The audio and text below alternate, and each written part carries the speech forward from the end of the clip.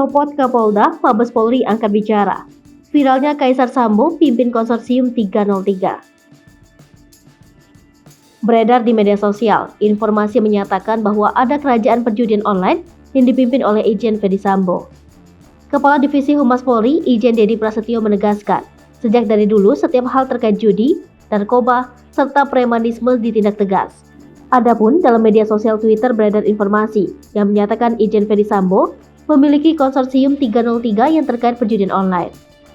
Konsorsium 303 itu dipimpin oleh Ferdy Sambo yang disebut sebagai Kaisar Sambo. Di dalamnya juga ada sejumlah personil polisi lainnya.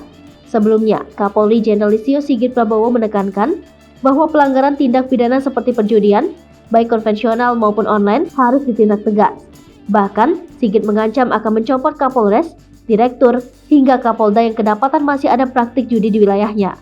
Merespons arahan Kapolri, Kepala Badan Reserse Kriminal Polri, Komjen Agus Andrianto menerbitkan surat telegram kepada jajaran Polda.